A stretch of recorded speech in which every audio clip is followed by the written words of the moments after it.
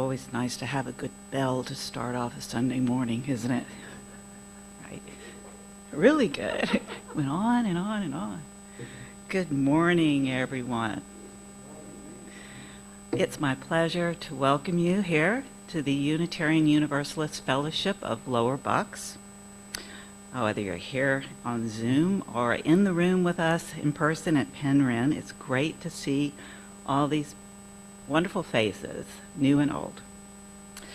I want to thank you for taking this time and choosing to be here with us, because this is a community that's based on love, connection, and acceptance for all who enter into our space.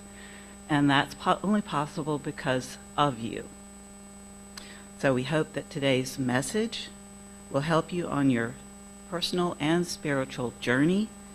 And so it's time for you to just relax those muscles and settle into this spiritual time together. This time of year, it's great to have a theme of hope to guide us through our time. Despite adversity, hope is life orientation.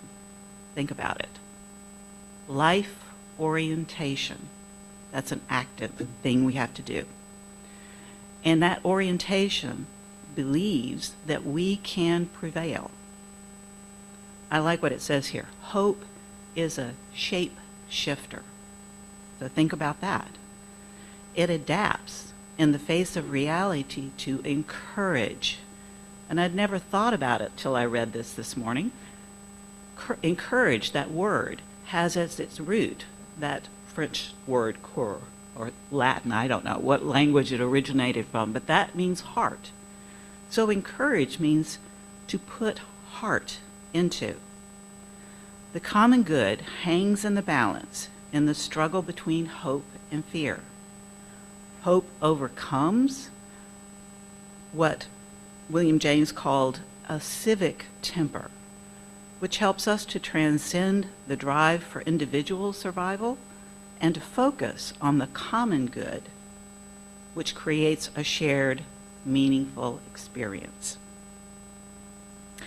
We're really pleased to have the Reverend Libby Smith with us here again today. She was with us last month, and if you were there when she spoke to us last month, she sort of foreshadowed a little bit about what she'd be talking about today. We know her well. We love her lots because she was our minister for many, many years. And we're so grateful that even though she's retired, she periodically comes back and brings us wonderful messages. The title of her sermon this morning is Hope for the Holidays. The holiday season calls us to be hopeful as lights twinkle in the darkness and ancient stories touch our spirits. And if you're like me, I love running around and seeing all of the Christmas lights that shine this time of year. But sometimes as we look at our lives or at the world, we may feel that hope is elusive. But the stories of this season remind us that hope can be found in very small moments and events. So Libby asks us, what gives you hope? And this service will include a time for you to share, so reflect on that as we move forward. But let's begin with one of our favorite steps in the service, and that is the music from Avi. He'll bring us our musical prelude, Light One Candle. Thank you. This time of year, we celebrate a lot of light in the darkness. We try and bring light into darkness as much as possible. That's why a lot of holidays are all about festivals of light. And there are different festivals and different lights that are out there. And this represents just one of them. We spoke last week, you heard a little bit about the Maccabees and Hanukkah, which just ended. And Peter, Paul, and Mary, famous for Puff the Magic Dragon, which is not a Hanukkah song, did write a song about Hanukkah and related to Hanukkah, but it is not just contained to Hanukkah. It is a song about hope. And every time you see a light, whether it be on a menorah or maybe somewhere else, that Peter, Paul, and Mary tell us what we can look for, what kind of metaphor that light could be. And you'll notice that in the song, they intentionally put light one candle 8 times. That each candle is intentionally reminding us of something in this song that maybe you have heard before, maybe we have sung before together, reminds us of something. And it is a reminder, as they say, for all of us to look for justice and hope in this world. That's something we can all do.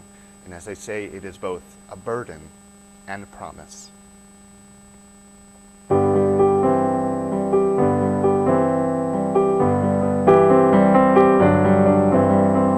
Light one candle for the Maccabee children.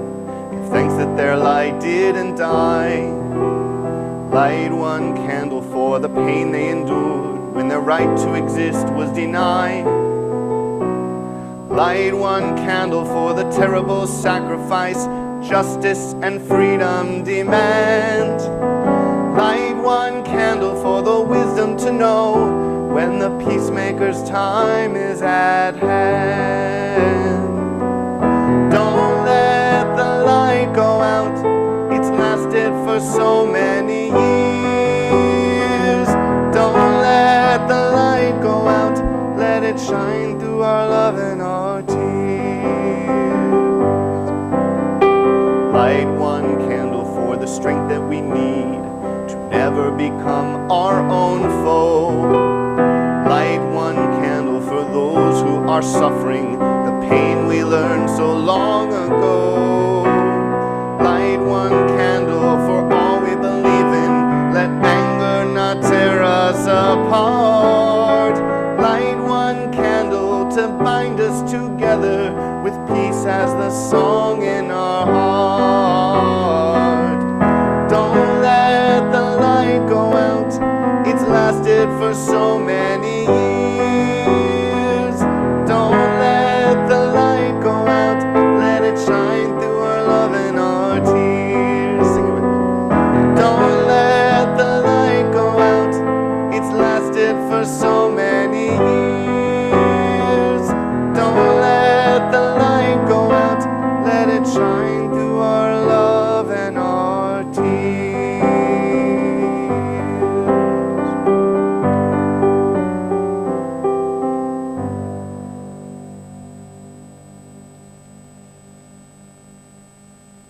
Thank you, Avi. Always great to start off the music with something from Avi. Appreciate it. And I forgot to ask someone to light the candle, but I'll ask Sherry if she'll come up and join me here for the lighting of the chalice and our opening words.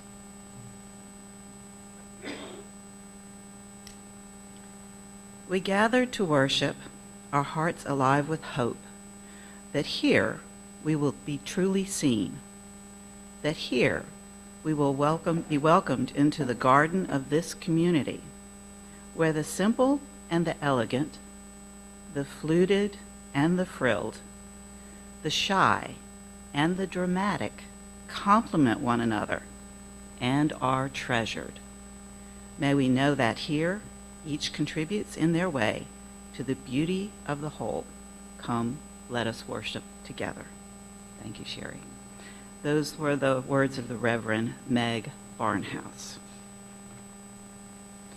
And now it's my pleasure to welcome Reverend Libby up to the microphone for our message for all ages. Then she'll lead us in one verse of Go Now in Peace as our children move off to the crafts, and then we'll have a reading.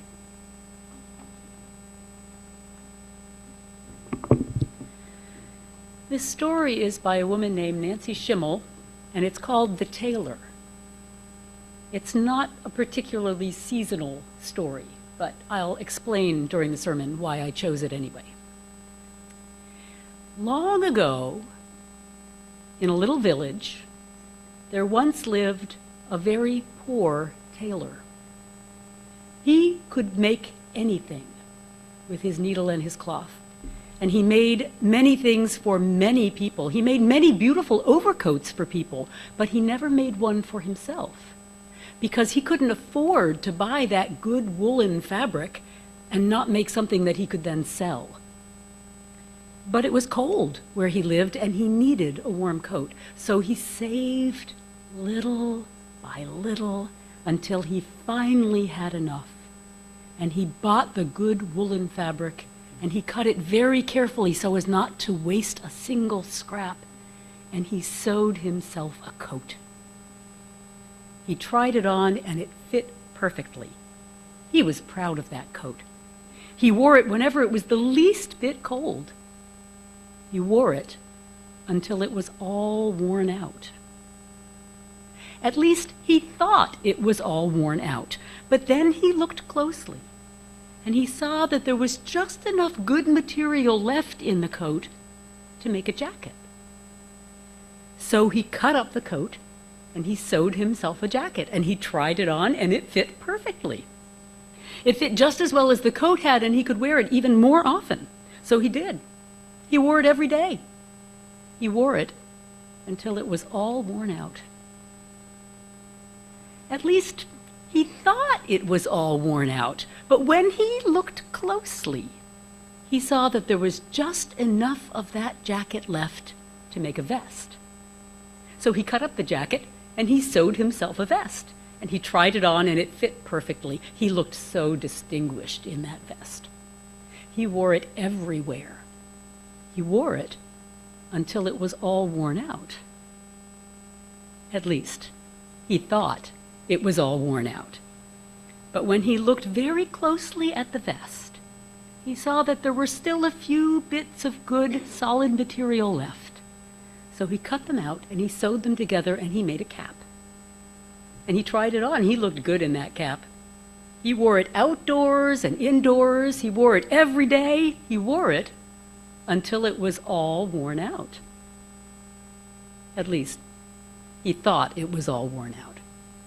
But when he looked closely at the cap, he saw that there was still just enough good material left to make a button.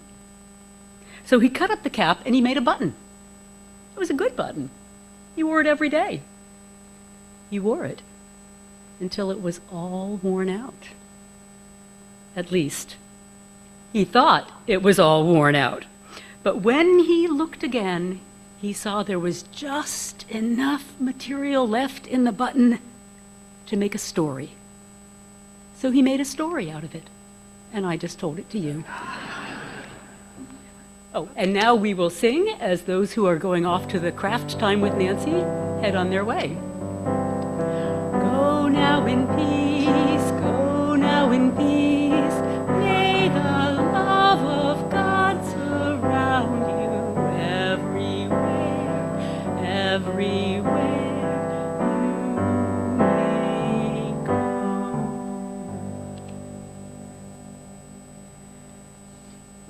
My reading this morning is really a meditation. It's a meditation that was originally written for the solstice, which is coming up very soon now. We're coming to that longest night and shortest day when the season begins to turn. So I invite you into a contemplative time with me. In the peace of this morning, we gather, mindful how elusive peace is, how much of the world is not at peace. We gather to celebrate this community, to share our hopes and fears, and to affirm the life that is common to us all. It is the time of the longest night. In this season of darkness, we pause to honor the fear and uncertainty that can haunt us in the long, dark nights. And we honor also the learning and the growing that come only in those dark and quiet times. It is the time of the turning of the wheel, when we begin to return to the sun and the days begin to lengthen. In this season of approaching light, we pause to honor the hope in our hearts at the promise of small beginnings and gradual awakenings. It is the time of winter holidays, when expectations and pressures may beckon, and we may feel pulled in many different directions. May the example of the earth itself, treading its own path, slow and steady, be an inspiration to us. It moves in its own appointed way and is neither rushed nor overwhelmed. During this season of activity and busyness, may we too find our own paths and follow them with deliberation. May we feel the celebrations in whatever way we need to. May we be awake and present to both the joy and the pain of the world, the fear and the hope.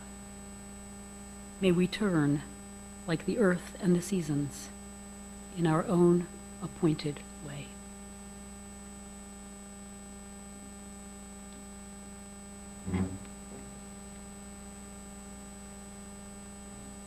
Thank you for that reading, Libby. Very important for us to reflect in all our busyness, to find that peace. Now's the time for us to share our gifts with our split plate offering. In the month of December, we are supporting the advocates for the homeless and those in need. As you know, they run the Code Blue program, which, as these temperatures dip ever deeper in the overnight hours through the winter months, becomes even more important. They transport people to places that are safe and warm and offer them free meals. I think the slide says that they were in need of a transportation vehicle, but Rich, they have one already. But that doesn't mean that they don't have the need to support and maintenance that vehicle. They have to pay for it. So your donations are still very much valued and important to them. So please be generous in whatever means by which you choose to give.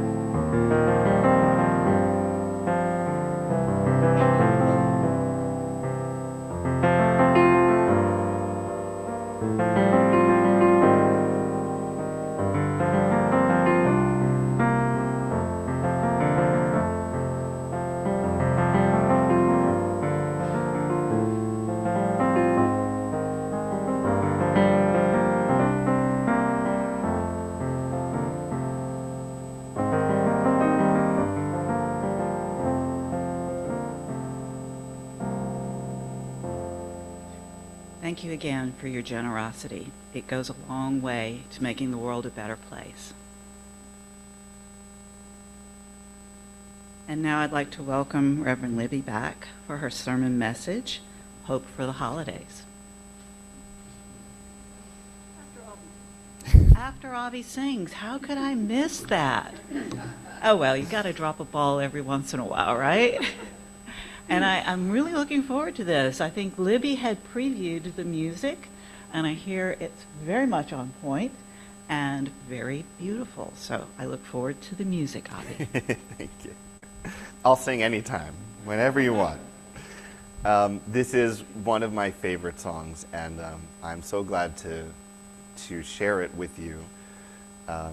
The song talks about a wish for you, and that is you, each and every one of you in this room, each and every one of you on this Zoom, and it is the you in the world for everyone, everywhere. This is Find the Light by the wonderful singer-songwriter David Ramirez.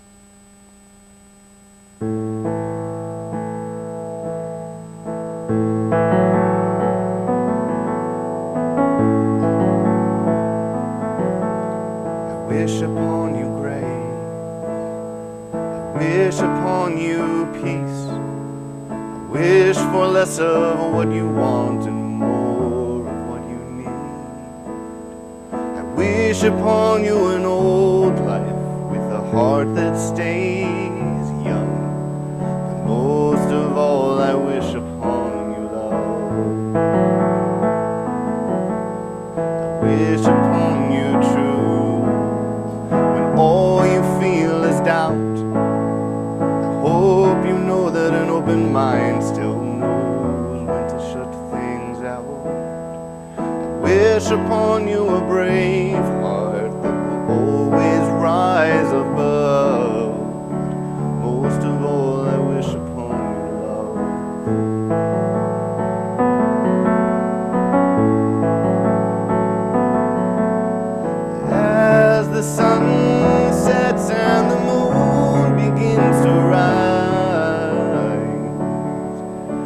Even in the darkness, you'll find the light. You'll find the light.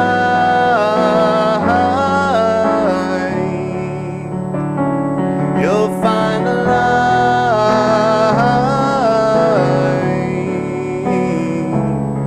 Yeah, even in the darkness, you'll find the light.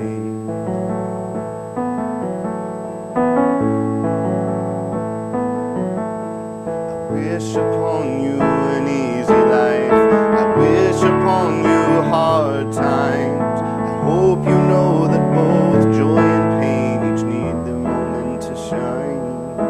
I wish you ears that are quick to listen, that you're slow to use that tongue. And most of all, I wish upon you love. As the sun sets and the moon begins to rise, even in the darkness you'll find the light. You'll find the light.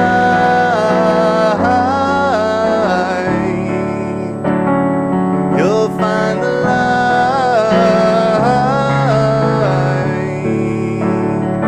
You'll find the light.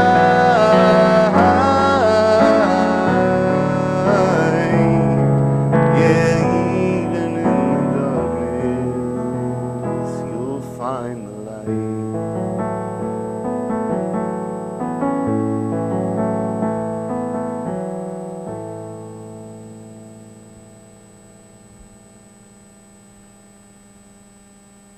Aren't you glad we didn't skip that part? Thank you, Avi. And now, let's hear from Reverend Libby. Hope for the holidays.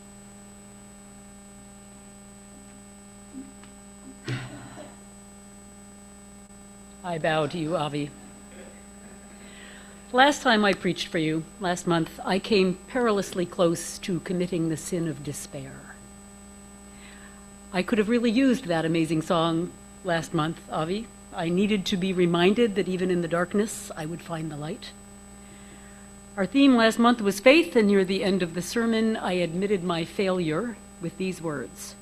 I started out thinking I was going to write about faith as an antidote to the bleakness I've been feeling. Instead, I've come to realize that sometimes faith is just being willing to sit with the bleakness, to live with my eyes open even when I don't like what I see. I don't feel that I was particularly inspiring last month. I was honest. Honest counts, right? But I did close with words from the theology professor Paul Hessert, who said, "Faith is to accept life as more uncertain than our worst fears imagine it, and more beautiful than our most intense longing can suggest." And I went on to suggest that while sometimes it's the hardest experiences of our lives that push us into those hard territories of faith, sometimes it's the unexpected beauty and wonder of it all that awakens a sense of faith. And I said that was what gave me hope, and that I'd pick up on that next month. So now it's next month. And it's time for those reflections on hope. And I have to admit that it's still a bit of a struggle. The sermon description said we can find hope in very small things. But this is a time of year full of big expectations. And the assumption seems to be that bigger is always better. Bigger, more expensive gifts. Bigger, gaudier, fancier decorations. I don't know if any of you go down to Longwood Gardens for the holiday lights. John and I hadn't been for a number of years, but we went this year, and it seemed like they had done an awful lot of things just because they could. You know, lights that were constantly changing color, everything felt kind of frenetic, and, you know, all these computerized LED things they can do now. And I think back to, you know, when I was growing up and we just put a single candle in each window, and it was so peaceful. Bigger isn't always better. It can be, but it isn't necessarily. Advertising campaigns get more and more outrageous, expectations get bigger and bigger, people are expected to spend more and more money, And you know, for a while it seemed to me that Hanukkah managed to avoid the gross commercialism of Christmas. But I have to tell you, this year at CVS, along with all of the, battery-powered menorahs and whatnot, there was a box of individually wrapped milk chocolate Maccabees. I am not making this up. I took a picture and sent it to a friend of mine who said it was indeed cringeworthy. And the emotional expectations at this time of year are big, too. It can be a very difficult time anyway, and especially if you're not particularly feeling the holiday spirit. The culture around us tells us we are supposed to be cheerful right now. After all, it's the most wonderful time of the year. It's the happiest season of all, right? So we should be feeling great. Everybody should be happy. And it's really easy to feel inadequate if you can't summon up the big, all-encompassing Christmas spirit that's expected of everyone, whether they celebrate Christmas or not. Now, I usually love this season, but I am feeling profoundly weighed down by the troubles of the world right now. The world around us feels very heavy to me, and my spirits have been low as a result. I bought a tree, and then I didn't feel like putting it up. I finally put it up, and then it took 3 more days before I felt like putting on any lights or ornaments. I just wasn't feeling it. Maybe you're not feeling the spirit right now either. Maybe you are. But none of these winter holidays were intended to reflect the joyful, happy spirit that we're feeling at this time of year. They started because people needed some spirit. We don't light our lights in the darkness because we feel great. We light them because the darkness is so damn dark that we need to find some way of bringing light into it. And the holidays don't represent things that are already fully formed, that have come to fruition. They represent possibilities, potential, things that can grow from a small beginning. So this sermon is about smaller, not bigger. Because when the world is so fraught with danger and injustice and suffering, we may have to look for very small examples of hopefulness. And the good news is, if we go back to the stories of the season, they're all about small things that give people hope. Now, I chose this morning's story about the tailor for 2 reasons. One is that it reminds me of my mom. Now, Mom died in December 6 years ago, and she's always so much on my mind at Christmas. And I have to tell you a story about her because she was a child of the Depression. She was born in 1926. She rarely bought herself anything new, even when her life had reached the point when she certainly could have. She found ways to make things last a really long time. I found sweaters of hers after she died and saw how carefully she had sewn together little moth holes with thread that exactly matched the color of the sweater. It used to drive my stepfather crazy. "Go out and get something new," he would say. True story. We went shopping once when I was home from college for Thanksgiving. We were at the Bon Ton, and she saw this navy sweater vest that she thought would be useful for school. She was an elementary librarian. Sometimes the library was a little chilly. Just a cable knit, navy blue, very simple, very plain, not very expensive. "I'll wait for it to go on sale," she said. Sometime in January of that year, I got a little note in the mail from my mother. Taped to the note card was a price tag with red lines through the prices. It had been marked down 5 times before she bought it.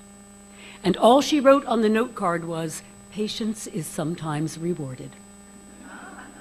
I still have that note card. I keep a file folder of special things that make me smile, and that's in there. So the story about the tailor was my mother in a nutshell.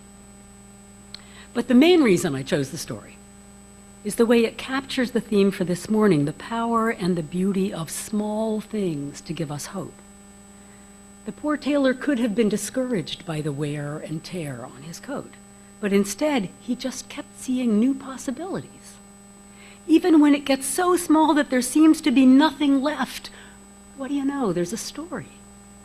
You can start from the smallest scrap and still find something hopeful, something that can become something special. So many stories, even some of the really important life-changing stories we encounter, start with something very small. It's true with the holiday stories for this time of year.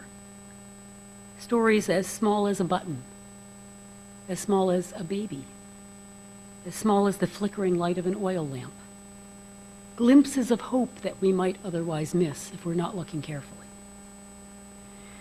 Now, I said I didn't decorate my tree because I wasn't feeling the holiday spirit, but that's exactly why I needed to decorate my tree. It's no accident that at the darkest time of the year, we have a cluster of holidays that ask us to light candles and summon up hope. The winter holidays all represent possibilities, glimmers of hope from these barely perceptible beginnings. And when I remembered that, then I put up the lights and I lit the candles and I let them remind me to hope, to notice the small things, to be ready to look at a worn-out button and see a new story ready to emerge. The miracle at the heart of the Hanukkah story wasn't that the oil kept burning for 8 days. I mean, I know that's what the miracle is in the story, but that's, when I think about the story, that doesn't feel to me like the most important miracle. I mean, you remember the story? The Jewish people were rededicating the temple. They needed to rekindle the temple lamp, which was supposed to be an eternal flame, never allowed to go out. There was only enough oil to burn for 1 day. It was going to take 8 days to prepare the new oil. To me, the miracle was they went ahead and lit the lamp anyway. Even though they knew there wasn't enough oil, they had enough hope to light the lamp. It was a miracle that began in scarcity, in something so small that it was clearly too small, not enough. But it was enough to offer hope. It was enough to make a story. The miracle of the Christmas star is not, to me, the fact that it pointed to a savior. At least, not, again, for me. I know for many people that is the miracle of the story. But the people were waiting for a Messiah, someone who would free them from Roman oppression. They wanted a military hero like King David, and that's not what they got. To me, the miracle is that the star pointed to a baby. A humble baby born to a humble family in humble surroundings. Not a king, not a warrior, not a hero. A helpless little baby, the tiniest potential. Not enough to change the world, but enough to offer hope. William Sloane Coffin, who was a great 20th century preacher and scholar, he preached at the Riverside Church in New York City for many years. He's got this little book called I forgot to write down the title of the book. I know it perfectly well. A Passion for the Possible. And he was very liberal in his thinking, and this quotation actually comes in the section where he's arguing forcefully for full inclusion of the LGBTQ community in the Christian church. But he refers to the birth of Jesus as, he says, "I'm always amazed at the way that the word of our Lord burst into the world with the force of a hint." The force of a hint. I love that juxtaposition. Something that had the potential to become something so beautiful. Granted, at least from where I stand, much of that message has been twisted into something less beautiful than it could be. But it didn't begin with a shout. It began with a hint, but enough to offer hope, enough to make a story. And the miracle of the solstice isn't that the darkness is suddenly magically transformed into light. The miracle is that we sense the tiniest shift, the first incremental lengthening of the days. And that gives us enough hope to celebrate even in the darkness, to light our fires and hang our greens and hold to our belief that the wheel will turn and the warmth and the light will return. The ancient people believed that when they lit their fires, they were literally calling back the sun. We know that's not so, but lighting even a single candle can call forth our courage, enough to give us hope, enough to make a story. If I'm not mistaken, the Touchstones series that you use for your themes comes from the Church of the Larger Fellowship. Is that right? Right. I think it's Church of the Larger Fellowship, which is a UU organization, but not the national denomination. And I had an email. I get regular, I don't know if it's monthly, I don't know how often they come, but inspirational messages from the UU Church of the Larger Fellowship. And in one that came recently, Christina Rivera, who's part of their lead ministry team, wrote in her message, "In the smallest places, we can find that which will breathe life into our soul and spirit." In the smallest places, we can find that which will breathe life into our soul and spirit. So for me, one of the messages of the season is the importance of seeking out and holding close the small offerings of hope that present themselves to us. Now, as I was going through files of all my winter holiday-related materials, I came across, I almost wish I'd brought the whole thing and read this to you in its entirety because it's very funny, but it's also serious. It was given to me by someone who never did tell me its source, so I don't know if they wrote it or if they found it somewhere. It is a memorandum written to the creator of the universe from Santa Claus. And it's about his retirement. And he says, when I first got started, it was a great idea. I made everybody happy. The children would light up when they saw me. It was a rare once-a-year thing.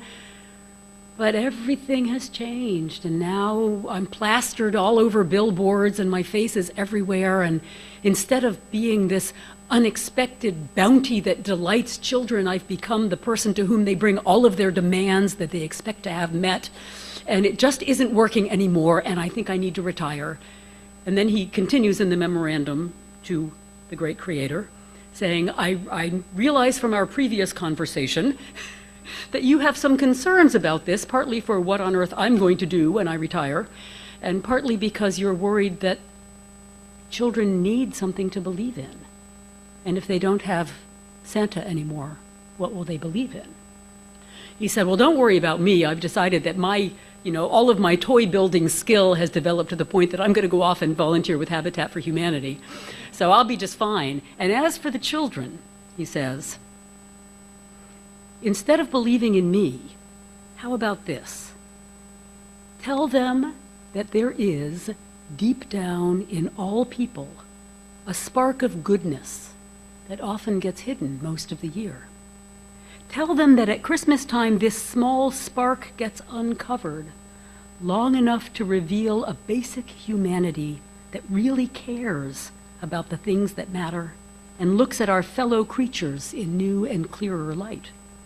And tell them we can all hope that someday the winds of change are going to fan that little spark in us all into a brighter and brighter spark, until all the sparks join in a single flame that burns all year long with a glow so bright that it throws light into even the darkest corners of the world. And then he concludes, and I believe you will agree that this is something much more wonderful and powerful to believe in than a bearded fat guy in a red suit. So I'm inviting you to finish the sermon this morning because I want to ask when you have experienced a small spark of hope, or when have you been able to provide a small spark of hope for someone else? And I'm going to ask our ushers if they would be so kind. Ann and Jeff, would you help me out here? Get a thumbs up from Jeff. I have slips of paper, and I used orange and yellow so they would sort of remind us of candle flames. And I have pens because I realize many people don't carry them with them. And I would like each of you, Avi's going to give us a little background music as you think. It's magical. And I would like you, if you're here in the room, at home, if you've got some paper and pencil, or if you just want to think within your own mind and heart, to write down either a time, something that gives you hope, some small thing that gives you hope, or some small way you are able to offer hope, or both. And then I'm going to collect them, and I'm going to read them out to you. And those of you who are on Zoom, if you are able to put yours into the chat, then we will have Mike read them out after we've heard from the people who are here in the room. So take a few moments to think about what gives you hope, or when you've been able to offer a little hope.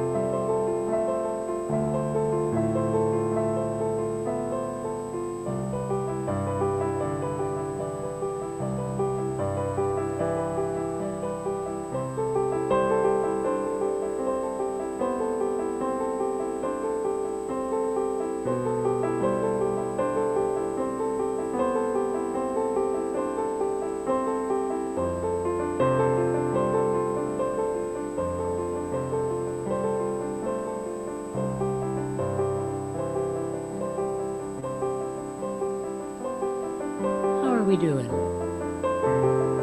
Anne is ready to be collecting slips of paper as people are finished.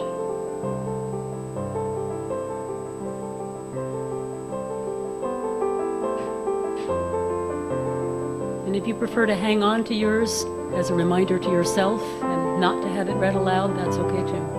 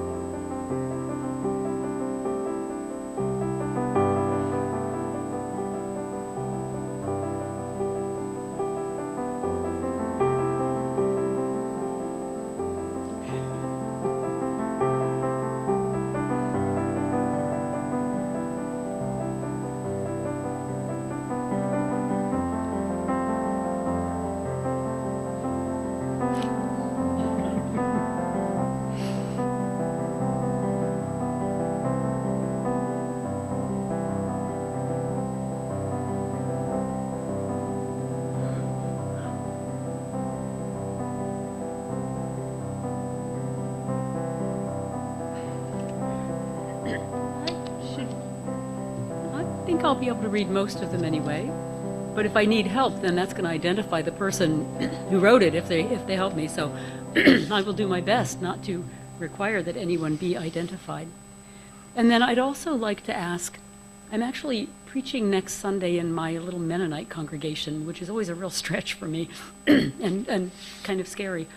But one of the things I'm going to be talking about is the importance that each of us, Mary was called, that they're obviously following the Christian lectionary, and who are we to think that we have a part to play in the unfolding of God's plan is the big theme of the morning. And Mary was just a very ordinary person. The scripture makes it very clear she was not anybody special. She wasn't anointed. She wasn't, she was just this ordinary, humble person who decided to say yes when she was told she had a role to play. I'll have to be kind of skirting the theology a little bit to say it in a way that makes sense to them and also feels authentic to me, but I'll be talking about the small ways that we as very ordinary people transform the world. And so if people have no objections, some of these might make it in there, and I might tell them about this exercise. I was even thinking of putting them all together in a paper chain and wearing it around my neck that morning. Bring some of that UU energy with me into the Mennonite pulpit. So, where do we get our hope? Going outside into the fresh air, experience of the natural world. My recent brain scan gave me hope that the problems are smaller than I thought.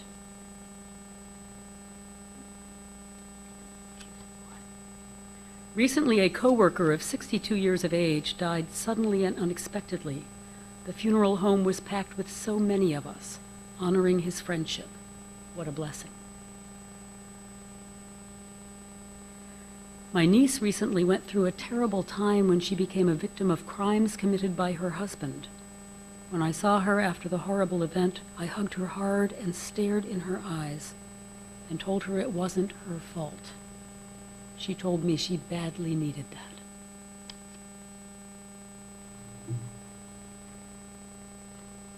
My granddaughter's laughter and smiles.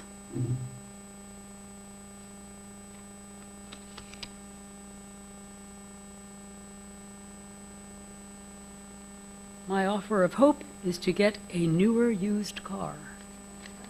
May it be so. Citizens of Gaza rebelling against Hamas.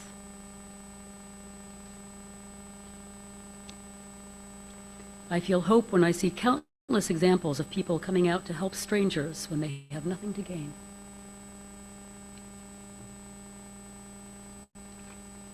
I am hopeful that the future generations will lead us to a better world. 2 exclamation points and a smiley face. Right. No pressure. We adopted a kitten on Christmas Eve 11 years ago. She's still giving us friendship and warmth. I find hope in love, all kinds of love, but especially the love of friendship and family. And I find hope in every new day, which gives me a fresh start and a chance to forget the past. The simple laughter and joy of small children gives me hope. When a child is born,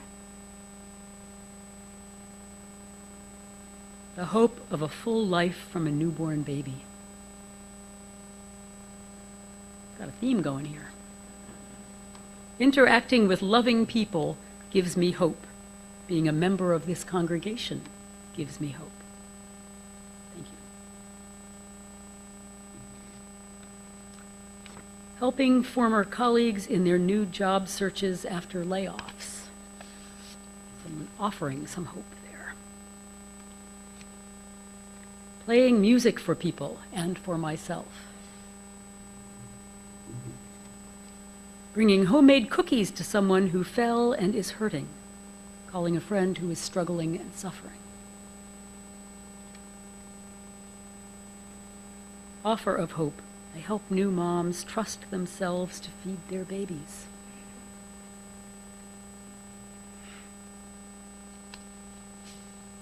When I see the Salvation Army pot and person ringing the bell, I see hope.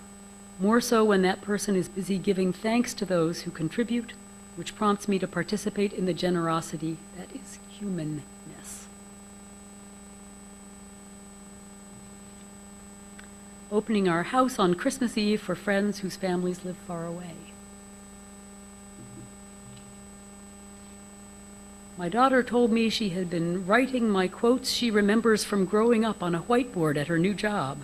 This gives her courage to keep going in the tough days. This gives me hope to know my kids were listening all those years. Do we have anything on Zoom, Mike? No, okay, but I know those of you who are on Zoom have your own thoughts about where you find hope and where you offer hope.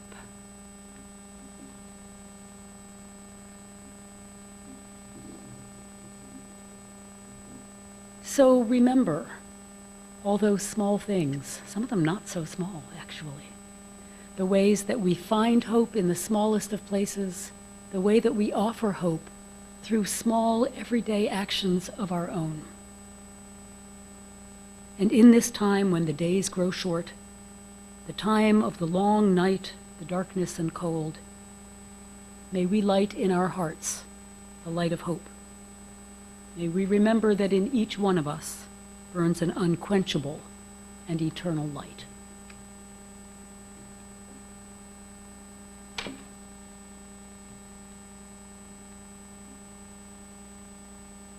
Thank you, Reverend Libby. That exercise and message was so deeply personal and meaningful to all of us, I'm sure. And you may feel like you've already done your sharing of joys and sorrows, but we don't want to overlook this very important part of our time together. So if anyone would like to come forward to this microphone and share, please do so.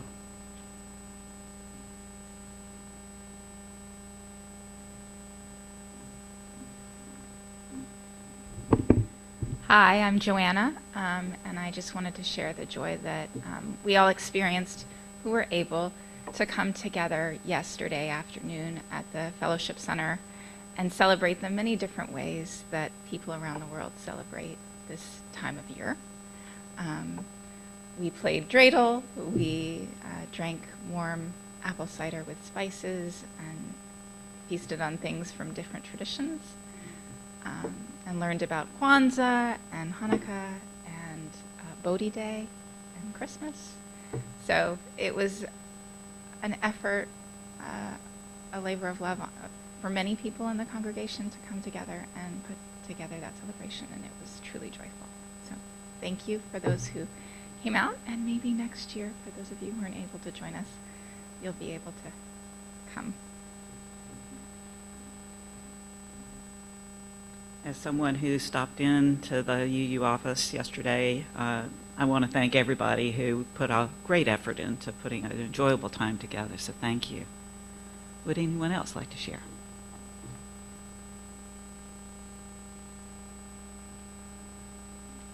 Sorry to be a bummer, but it's been bugging me, this whole war, as it has, I'm sure, a lot of you, and specifically that I just wanted to talk about how 3 of the hostages were just killed by their own team, I guess. And I'm trying to think, like, I wish that a good friend of mine is a Aikido teacher. I don't know if any of you know about Aikido, but when someone attacks you, you don't attack them.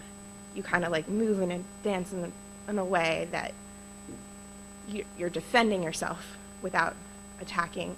And I just like I just wish that as a world we could just stop, like, somebody attacks you, you attack them back, then they attack you. Like, that whole cycle is just really exhausting in relationships, in the world.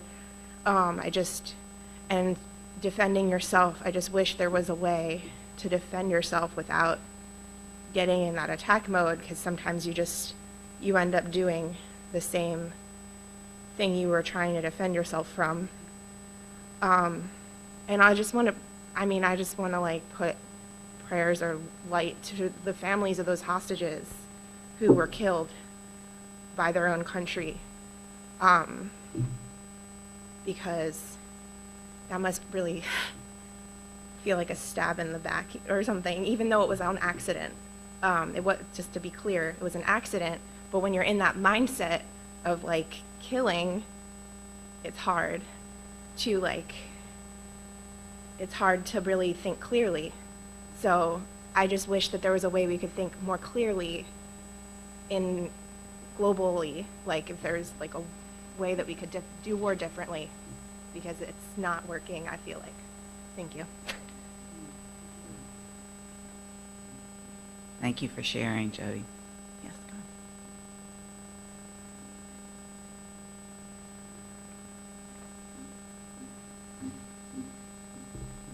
ahead.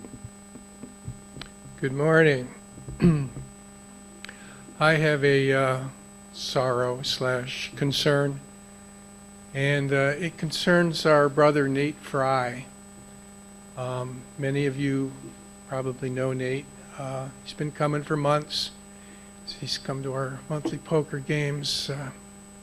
He's up here a couple of weeks ago lighting our chalice. He's a beautiful child of God, a young man, and I believe he's in crisis right now. And I don't think it's just some, lofty concept that we're all connected, that we are one. I believe and experience that we are. So I just would ask you all to right now, right here, just send Nate some love, send him some healing energy, send him some hope. Let him know that, we're here for him, and we're a community of love, and hopefully he will reach out. Thank you.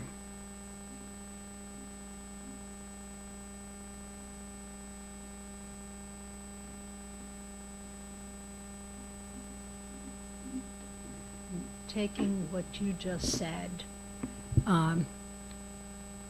just to be present for a member I don't know, but to be present for someone's suffering and healing, there's a lot of power in that. What I wanted to say really builds on, and I really thank Jody for her words, and it's really what I wrote, but there's hope along with grief. So I also feel enormous grief for the 3 Israeli families whose sons escaped from Hamas, who had no shirts on, carried a white flag, were trying to surrender or rescue me. And instead, they were shot down by the Israeli military, the IDF. The IDF kills Palestinians with such impunity. This was an example of that. But my hope, I actually have some hope from it, that the shame of it, rather than, well, what's going to happen is the media is going to forget about it and just move on to the next crisis and you'll never hear about it again. But my hope is that the shame of it will become so enormous, and the pressure to stop the U.S. from funding impunity. And when the U.S. stops funding impunity, there will be a chance for peace. There will be a possibility for it. But there's not as long as we keep funding it. When we get out of that, there's a chance for peace.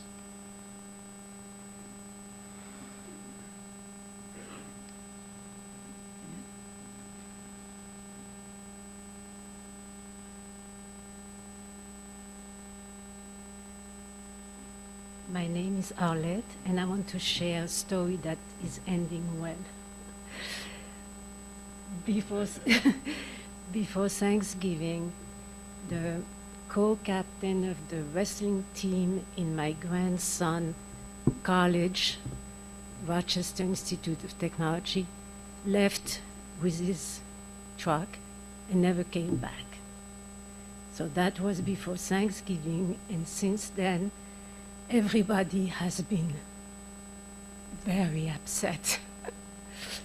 And 2 days ago, we got the message that he was found and alive and reunited with his family. We don't know the details of it, but it's been an intense relief for my family, for my grandson, and for everyone in the college and everybody who knew him. He was very well known, and it was a difficult 3 weeks.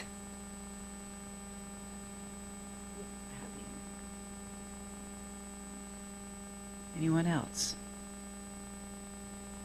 Well, whether or not you shared today in whatever form, written with your hope for the world or in the joys and sorrows, just know that our thoughts are with you in this community. If it's a joy, we join you in celebration. If it's a sorrow, we hope you feel our compassion and our sympathy. So let's take a few moments to sing Spirit of Life as we reflect on these joys and sorrows.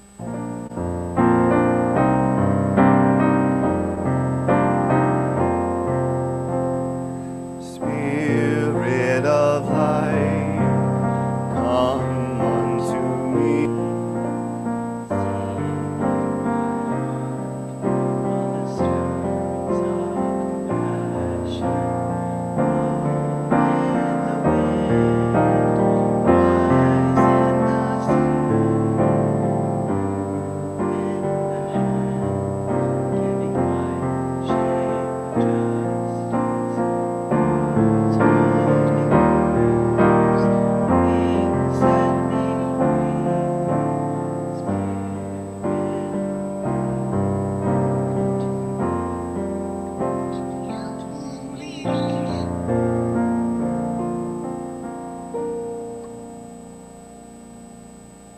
My apologies, that was my granddaughter calling me on the phone. But she was my joy and my hope. So as we close down the service, let's have a responsive reading that acknowledges this just recent period of the Hanukkah lights. Now it's on the screen. So we're going to start off together with the first phrase, and then I'll continue reading what's in red, and you come back in with the refrain. So we'll begin. We gather in the chill of winter solstice, finding warmth from each other, nourishing hope where reason fails. Grateful for small miracles, we rejoice in the wonder of light and darkness and the daring of hope. Holy One, blessing, your presence fills creation. You made us holy with your commandments and called us to kindle the Hanukkah lights. Holy One of blessing, your presence fills creation. You performed miracles for our ancestors in days of old at this season. Holy One of blessing, your presence fills creation. You have kept us alive. You have sustained us. You have brought us to this moment. We thank you for those words from the Congregation Bethel in Sudbury, Massachusetts. And so now Avi will lead us in our closing song, hymn 118, Little Light of Mine. Oh yes, feel free to really feel the spirit with this one.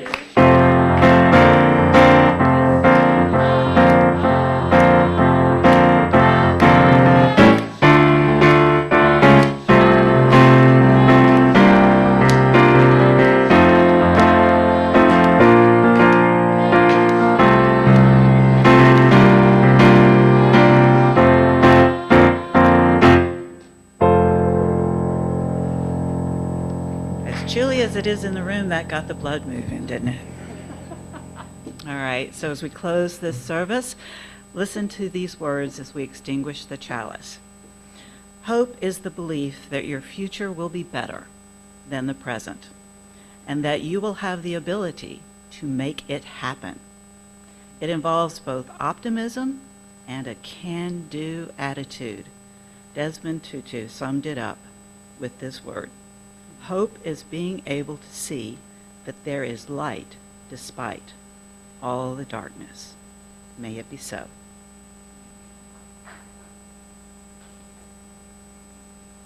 That concludes our service. For those of you on Zoom, thank you for being here. We'll hope you join us next week for our Christmas Eve service, which is at 4 o'clock. So not the normal time, so look for your email messages and be able to log in with us if that's how you're going to attend at that point.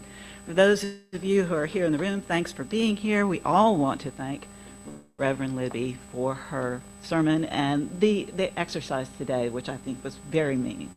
Thank you so much. Thank you for finishing the sermon. Yeah. And please join us for coffee and conversation in the cafeteria. Go now in peace. I just want to make a small announcement. So we have been gathering a split plate this month for the advocates for the homeless and those in need. And the board, at the last board meeting on Wednesday, decided that their need is so great in replacing their van that we're going to donate the whole thing. So our half as well as the half that would normally go this year. So that is a hope that we're all giving to those in need in our community.